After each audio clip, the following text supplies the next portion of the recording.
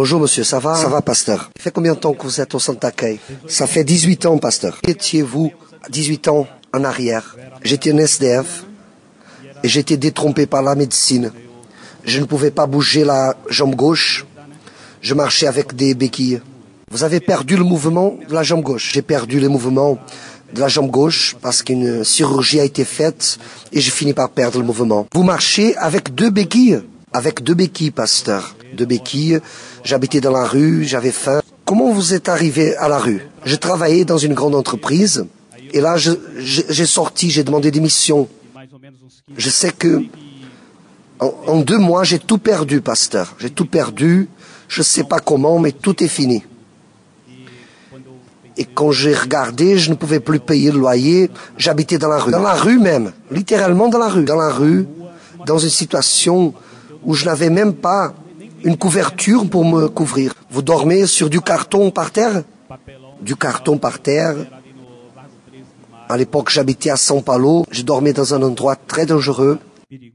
Et pour manger, je demandais aux gens et je prenais les restes dans les poubelles. Des fruits. Tout le temps, j'avais de la diarrhée parce que je mangeais des choses périmées. Une humiliation totale. Parfois, je demandais aux gens, les gens me donnaient. Parfois, ils ne me donnaient pas. Et votre famille? Ma famille, tout le monde m'a tourné le dos. Je suis du Nord-Est. Quand je suis venu à São Paulo, j'ai ramené tous mes frères ici. Et dans cette situation-là, mon frère cadet est apparu. Et je pensais qu'il allait m'aider. Car à cette époque, il était bien dans sa vie. Mais il est arrivé vers moi, il a dit, j'ai honte de lorsque les gens disent que tu es mon frère. Vous voyez? Voyez l'ingratitude. Il a ramené tout le monde à São Paulo. Et au moment qu'il avait besoin, regardez ce que son frère l'a dit. J'ai honte que tu dises que tu es mon frère. C'était ça, ces mots. Et j'ai baissé ma tête. La seule chose que je lui ai dit, c'est que Dieu va changer ma vie d'une telle façon que vous tous, vous allez être surpris. Et vous n'étiez même pas dans la foi quand vous avez dit ça. Non, j'étais pas encore. Voyez le pouvoir de la parole. Et là, pasteur, à l'époque, je suis arrivé à l'église. Je me souviens qu'un samedi, je suis allé demander un verre d'eau. Dans l'église, non. Dans un bar, c'était un samedi. Et on a jeté un seau d'eau sale sur moi. Seulement parce que j'ai demandé de l'eau. Ce jour-là, j'ai rentré en désespoir. Et quand c'était le dimanche, je suis allé à l'église. Car je savais où c'était. Et je suis arrivé à 18h. La réunion avait déjà commencé. Et là, les ouvriers m'ont demandé d'aller en avant parce que le pasteur avait appelé les gens devant pour expliquer au sujet de la campagne d'Israël. Ça fait 18 ans maintenant en juillet et je suis allé. C'était le seul endroit où jamais je ne penserais que puisse arriver ce qui est arrivé. Tout était rempli. Quand je suis arrivé, tout le monde s'est éloigné. Il restait une ouverture tout autour de moi. Vous sentiez très mauvais sûrement, n'est-ce pas? Oui, je sentais mauvais. Quand je faisais mes besoins sur moi, je prenais pas du bain. Alors, je me suis mis à pleurer dans un désespoir complet. Et le pasteur est descendu de l'hôtel. Il est descendu avec l'enveloppe. Il a donné l'enveloppe de la campagne. Il m'a pas enlacé, mais il m'a donné l'enveloppe de la campagne. Il a dit, si vous faites ce que je dis à ces personnes de faire, Dieu va changer votre vie. Sois attentif à ce que je vais dire. Il a expliqué pendant 20 minutes. Et là, je savais déjà ce qu'il fallait sacrifier vous-même. Sacrifier de l'argent. Et cela à la première fois. Dans la première fois. Et là, j'ai pensé, et maintenant? Et quand je retournais dans ma place, je me suis rappelé que lorsque j'ai quitté mon entreprise, j'avais le droit à avoir des allocations.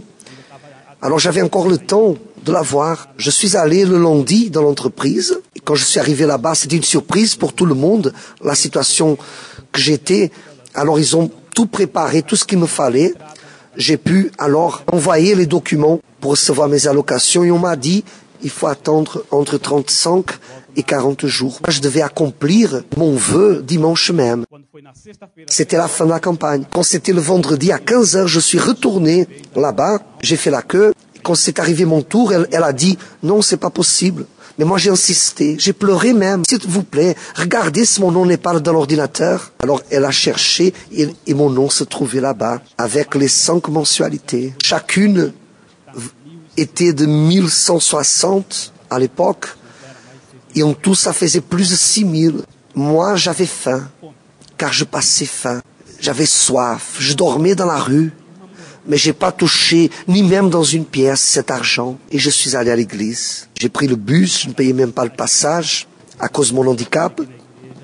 Je suis arrivé à l'église. Quand le pasteur a terminé le culte, je lui ai dit, « Pasteur, voici mon sacrifice. » Et le pasteur a dit, « Mon fils, Dieu va t'honorer et faire de toi un entrepreneur. » Et Dieu l'a fait. Dieu l'a fait. Aujourd'hui, j'ai une vie transformée. Les choses ont commencé à arriver dans ma vie. J'étais guéri, j'ai trouvé du travail. Après, j'ai sorti de cette entreprise. Je suis parti dans une autre. Alors, j'ai été invité à être responsable d'un projet en Europe. Je connais la République tchèque, l'Allemagne, l'Italie, l'Autriche.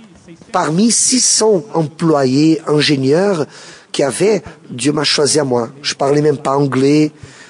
Et l'entreprise a préparé un traducteur. J'ai voyagé. Après, j'ai changé l'entreprise et j'ai assumé une autre. Une année après être dans l'église, je me suis marié. J'étais déjà ouvrier. J'ai conquis ma maison, ma voiture. Aujourd'hui, j'ai une famille. J'ai 2 enfants, l'un avec 14, d'autres avec 9 ans. J'avais rien de cela. Aujourd'hui, j'ai mon entreprise. Ah, aujourd'hui, vous avez votre entreprise? Oui, je l'ai. Aujourd'hui, j'ai pas de chef. Mon chef, il est Dieu. Vous travaillez avec quoi? Je travaille vêtements sociaux pour des hommes, mais je travaille en tant que grossiste. Il y a 15 jours de cela, je suis allé dans un magasin où la personne n'est pas ma cliente. Je suis allé pour lui offrir ma marchandise. Elle a dit non, j'ai déjà un autre fournisseur. Elle a commencé à réclamer de la situation, qu'elle ne veut rien. Et je lui ai dit, vous savez pourquoi vous ne vendez pas?